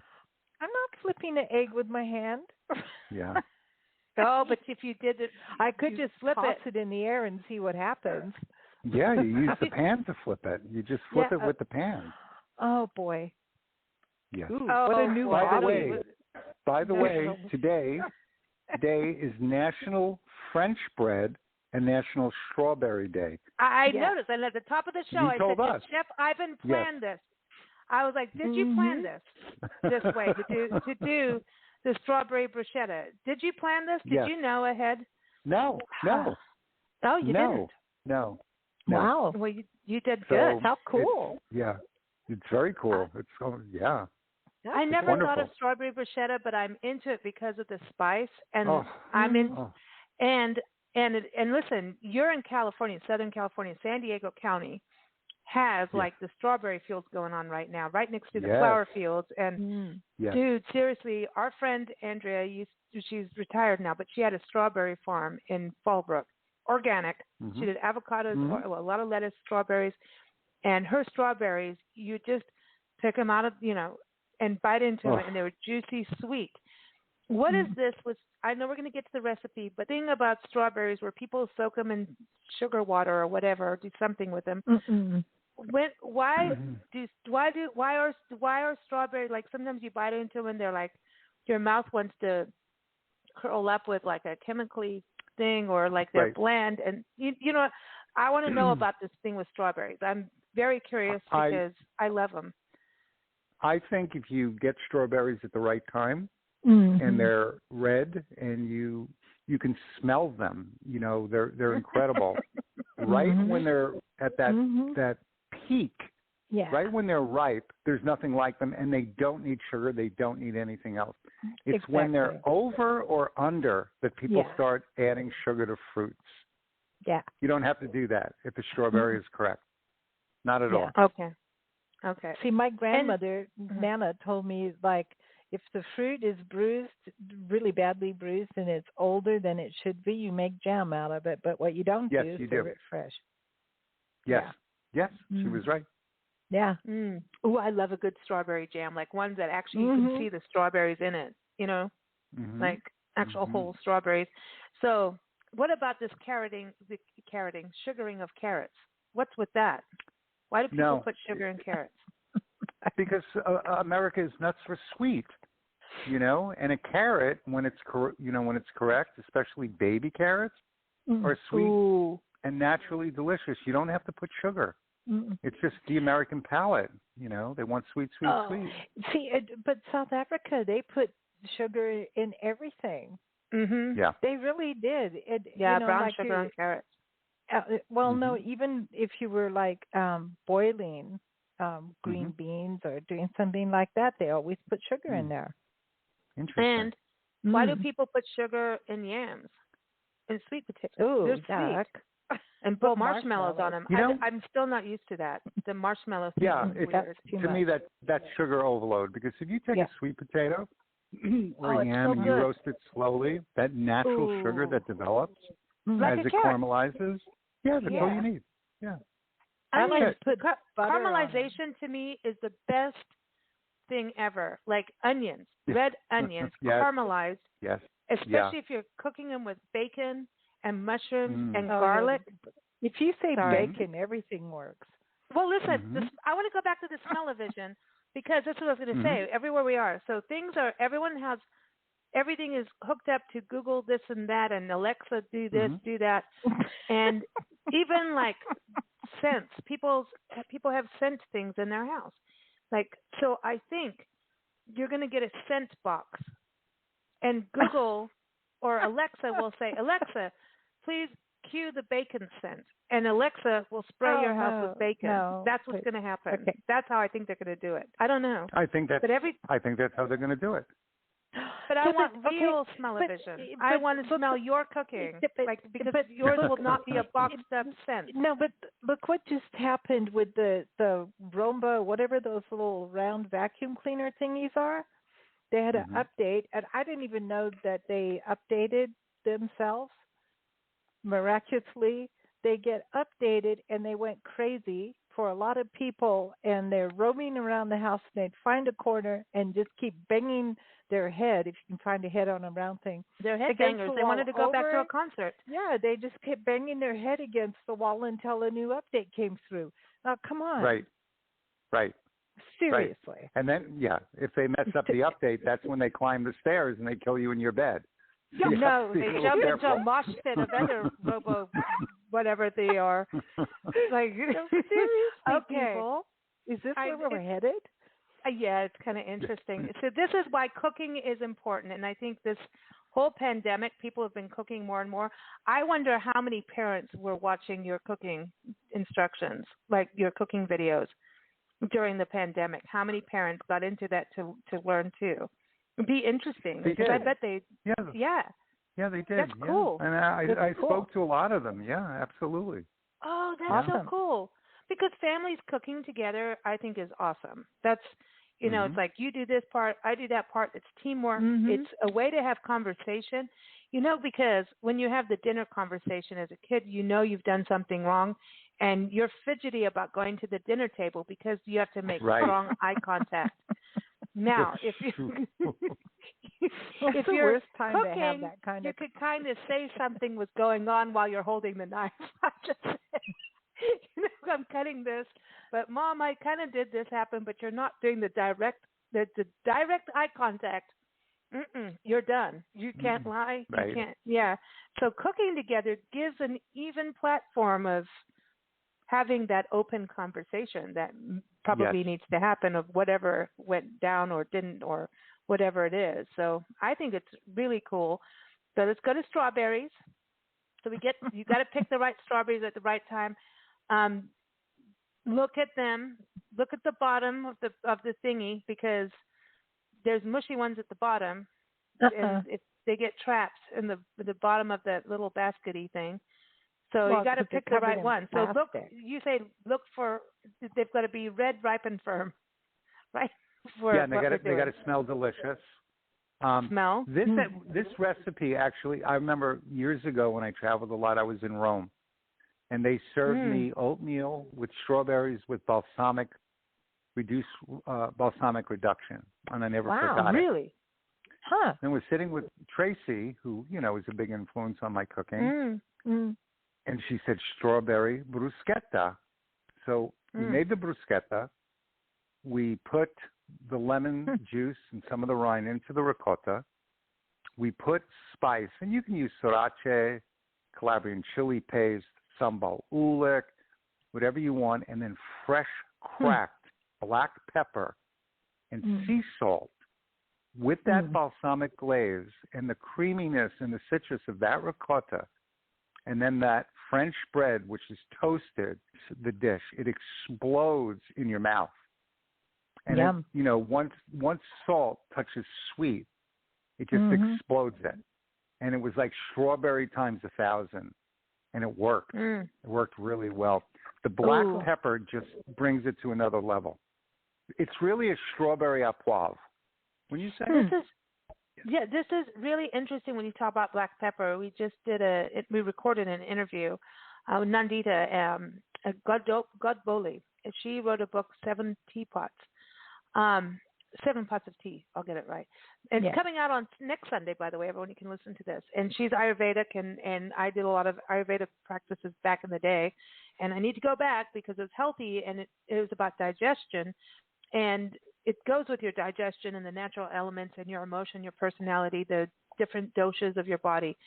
And I learned that eating cantaloupe and watermelon and things, you put black pepper on, and people think I'm weird. But you digest because melon is actually not that easy to digest. Like people have a problem with cucumbers. Right. It's fibrous, but you need help breaking that stuff down. And black pepper does it. And I started putting black pepper on cantaloupe. I'll never go back. It tastes so good. There's this sweetness, and then that little crunch if you're doing a freshly cracked, everybody wants it freshly cracked. Mm-hmm. So you should also put a touch next time on cantaloupe. Put a touch of lemon and a touch of salt. When you put lemon, which is an acid, to the sweetness of the cantaloupe, you create what's called a gastrique. You then take that gastrique, and by putting a touch of salt, it causes it to explode in your mouth. Oh, I'm going to try that. If I put a delicious. teeny sprinkle of cayenne pepper on that, would I be overdoing it? No, not at all. Oh, not at all. Because I think that goes. I used to make tea with ginger, cayenne pepper, honey, and it would have all the senses, lemon, like all those tastes. That's Kenyan. Well, that's Ayurveda too. Is that you have all these tastes, and I think it's 6. The rasa is 6 tastes: pungent, sour, bitter, whatever, sweet. Yeah, you have to have these, and there's a taste where you have to have like the earth kind of the mineral taste. Can't explain that. It's kind of like the big taste people eat soil. Umami. Yeah. Oh, there's the word umami. Umami. Yeah. Umami is savory. See, it's meant to make you slow down. I have something really funny to say, but I won't. No, sorry, but I was going to say this whole thing is to make you slow down when you eat, and not like fast forward as you eat. It's to make sure that the food and the drink gets on all parts of your tongue, so you can actually relax and taste it properly. That's what I think. I do, and when you're making something like this, it's like you're doing something unique. So let me just back up here let's do the bruschetta part, right? Bruschetta, how to pronounce it? We'll try. Bruschetta. So you're basically taking a baguette, or it could be a sourdough. Ooh, be a French loaf. Yes. So, and then you're going to have that toasted, right? You're going to toast that, or no? Okay. Yes, you toast. Before you put the strawberries on. Well, you toast it, and then you take ricotta, which is the byproduct of mozzarella, and you put in the lemon, and you can even put in some of the zest. You put the ricotta on the lightly toasted bread, and then you take the sriracha. You mix it with lemon with the strawberry, put that on the ricotta, and then finish with sea salt, fresh cracked black pepper, lemon zest, and then balsamic reduction. Ooh. And you say part skim ricotta. Is that for a specific reason or health reason? You could do, less fat. You can do whole. It doesn't matter. I always thought you want the ricotta mozzarella. dry. Yeah. Okay. Oh, a little dry. You want the ricotta. You don't want it wet. If it's a little wet, you put it in a strainer overnight and let it drain a little bit. Okay. And then you mix it up and you make it really creamy. Yeah. Now, could you do this with provolone cheese? Provolone cheese. Because provolone is interesting to me because it's almost like a little bit harder than mozzarella. It's just this. Yeah. I don't know. I just always thought it was a really good deli cheese. I like provolone. Yeah, I don't know. I think I'd go with something whipped and creamy. Where the citrus isn't really going to go into the provolone, where it's going to infuse into the ricotta. It's quite different. Oh, okay. So just to have a little melding party. We were filming a video on how to make mozzarella, and I think we were all maybe having a little champagne and giggly and did something with the water, and it turned into ricotta. And we couldn't use the video. It wasn't we weren't making it, but we were helping. And I have to tell you, it was really good. And we sat there eating, just freshly made ricotta cheese with crackers. It was so good. And we continued having more wine and said, well, we can't use the video, but we sure can all sit here and have wine and eat the ricotta. It was so good. So but it was so it interesting. wasn't a waste of time. No, it wasn't. But it was this making the mozzarella and kneading it and doing the water thing. It's actually really easy, and it can go into ricotta. And they were even saying if you do this at this point, it will turn into ricotta.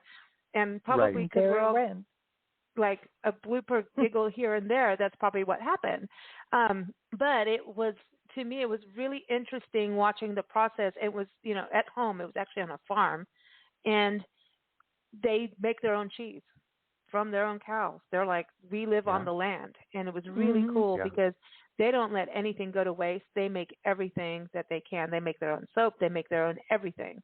They're like, it was cool. It was like homesteading lessons, and they're like, okay, well, it was supposed to be. We should just let it happen, but we should have put it out there because it was really cool. But I was amazed how easy it is to make your own cheese, and then you know where it's from, So that was a good eye opener. Do you make your own cheese ever, like mozzarella and? Oh yeah, mozzarella is so easy. It's mozzarella curd and salted water. And then if you want to add cream to that, then you make Stracciatelle, which is more of a creamy mozzarella along the lines of a burrata, but very, very simple. Yeah, it's very simple. So this whole recipe to me appeals to me because I'm not good with raw tomatoes, and I like strawberries. But I do like heirloom tomato. I'll do like a few pieces and then I'm done. Like I've had my moment. But you could turn around and say, okay, I'm going to take this recipe and change it up. I always, we always talk about this. You could do this with tomatoes, right? Like a nice big juicy heirloom. Oh, absolutely. Oh, for sure. What about nectarines? Yeah. Cucumbers, nectarines, mangoes. I had to do that because we were playing the song Nectarine. I had to bring that up, Well, nectarines do start coming into season in the spring, depending on where you live. But berries like strawberries, I wonder about even doing like blueberries or blackberry. Would that be too sweet? Sure. No. I think the balsamic would balance it out with the salt and the pepper. Yeah, it all works. Kind of like people make that feta and watermelon salad. Yeah. And I'm not a big fan of feta. I like French feta. Greek feta is a little too salty for me. French feta is more creamy and mellow. Yeah, Greek feta is a little overwhelming. Cheese. I like goat cheese that hasn't been over salted, so it's like still moist. Yes. I said moist. Yes. You said moist. Leonard Kenny score. If anybody's watched Leonard Kenny, anyway, sir. Anyway, how about blueberries with Swiss cheese? That kind of interests me. Blueberries with Swiss cheese. You're weird, Nancy. No, I think it would be. Yeah. I think it's either going to be really good or really bad. I don't know. Yeah. Swiss cheese to me and ham goes together. Because you could do Swiss and ham and then your blueberries. Or bacon. Yes. You need the salt in there. Salty. I need salt. You cannot have the Swiss. Swiss is the only cheese I find absolutely weird. Like I love every cheese, but when I get to Swiss, I'm like, It's just sitting there waiting for somebody to bring it alive with something else. I think Swiss is nutty, buttery. I think Emmenthal, Jarlsberg, cave-aged Swiss is phenomenal. Yeah. Phenomenal. So what do you do with it? Like, would you just eat it plain, or like to me, it needs. I don't know. It just I don't.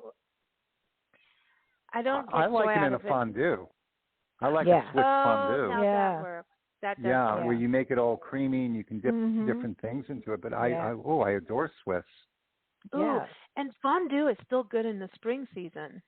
You know? Fondue is good anytime. Does anybody do fondue anymore now with COVID? Well, maybe not. Well, if you have your loved one, your own family can do it, but it can be an intimate little, thing. We used to do that all the time with angel food cake and chocolate. And cherry. with rum in it. Yeah.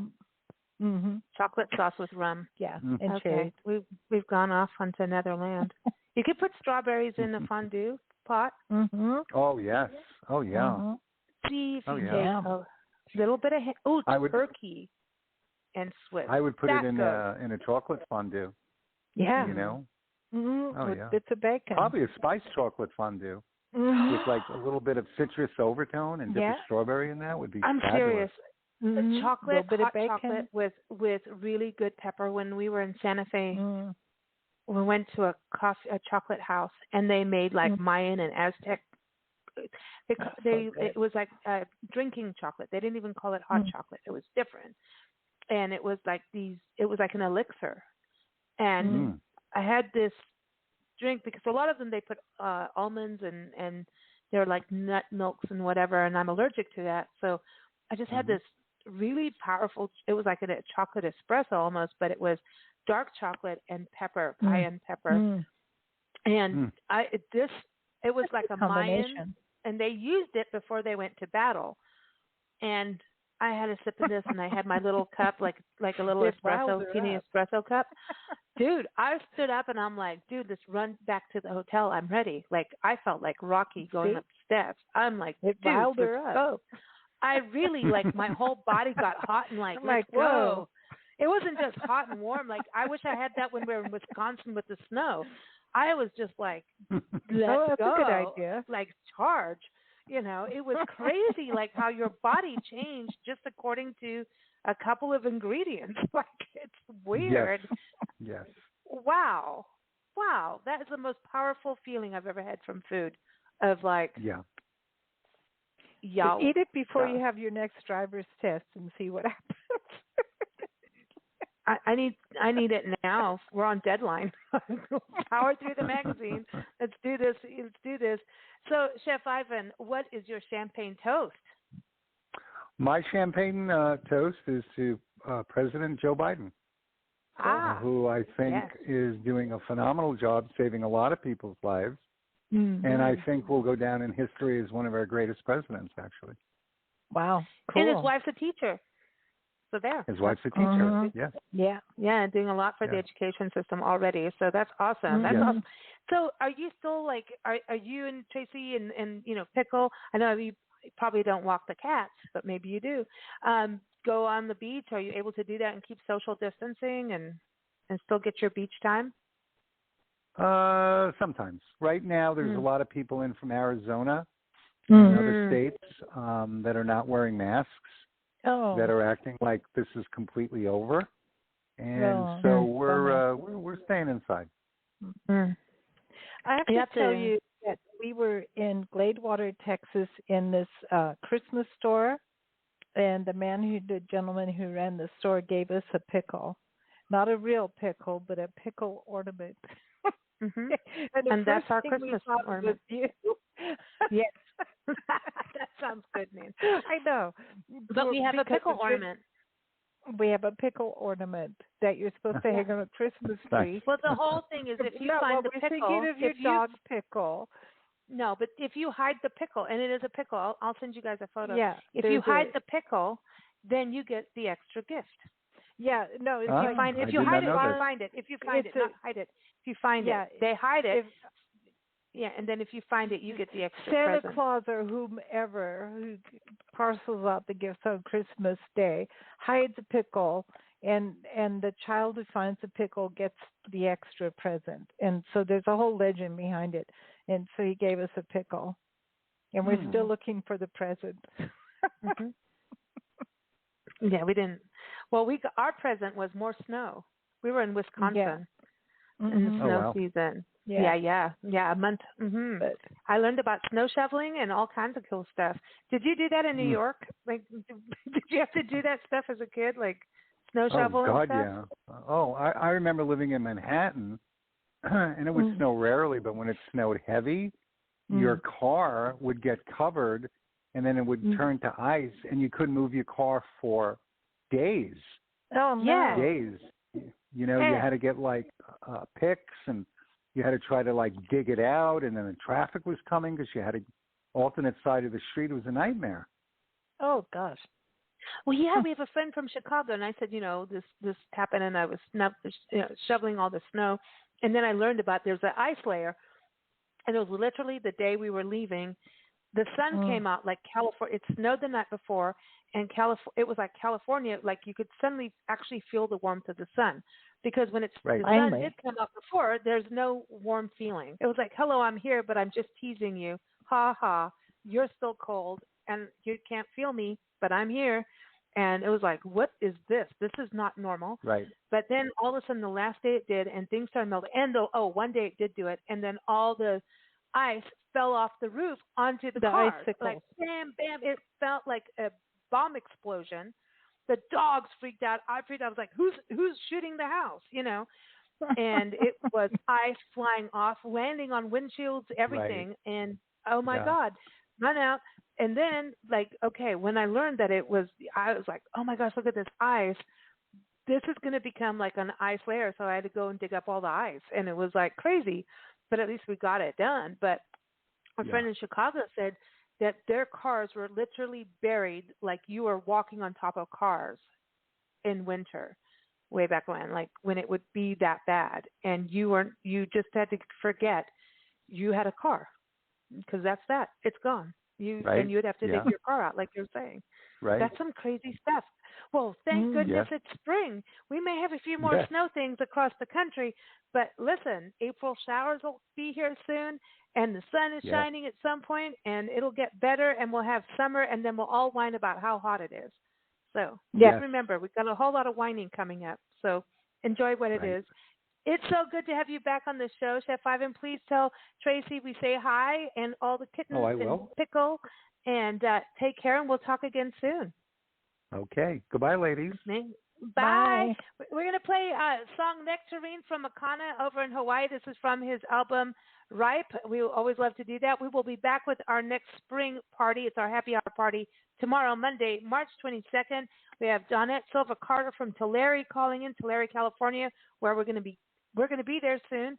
We have Ward Heinrichs, San Diego employment attorney. We have Bobby DePorter from Quantum Learning Network, and also Super Camp over in Oceanside, California. And we do have someone that isn't from California. That would be Lee Bovadani, the Trust Architect, all joining us for our party tomorrow night, a happy hour toast to spring. So join us, keep up with us at bigblendradio.com. And while you're there, make sure to sign up for our newsletter. Then you'll get our digital magazines in your email, and it's only once a month. So take opportunity of that. We've got a lot of good stuff coming out, especially the next issue of Parks and Travel magazine. But here it is, Nectarine by Makana, and you can keep up with him at makanamusic.com. Take care, everybody, and happy spring. I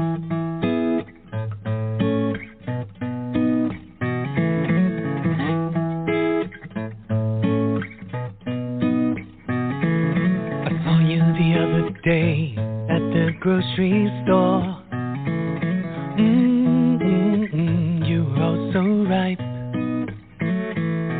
I went to pick you up when you fell on the floor. Then I felt the softness of your skin make my spirit soar. Anything else just wouldn't do. Banana, papayas, and mangoes too. A kiss on your neighbor brings me close to you. I press you to my lips. Ooh, yeah, la la la la.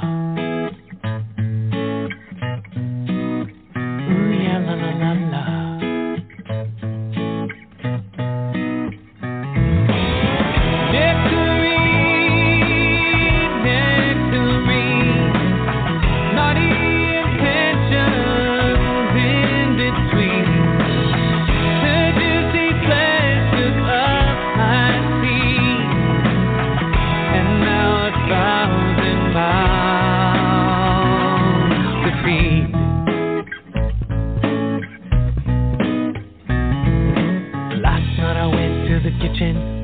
Midnight snack.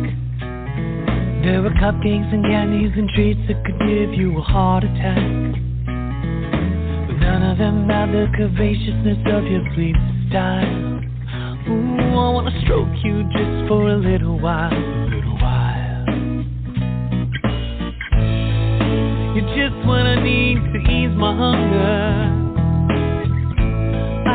could eat you if you were younger. Under the surface, could there be trouble? I guess I won't know till I take a bite. Ooh, yeah, la la la la.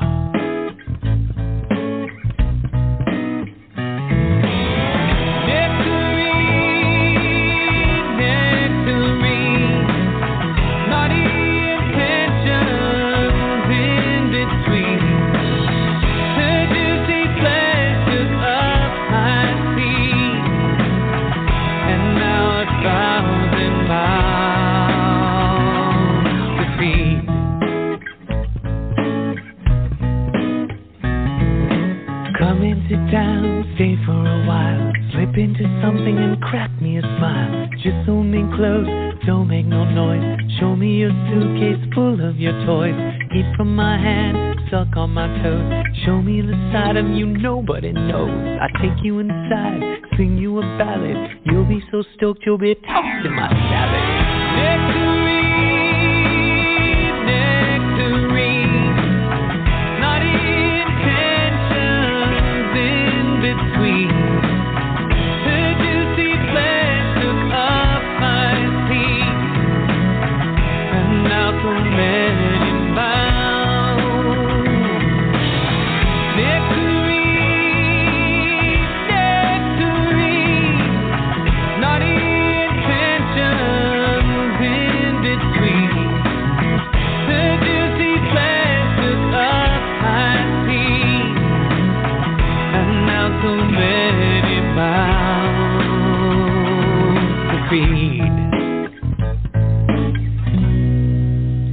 Ooh, yeah, la, la, la, la.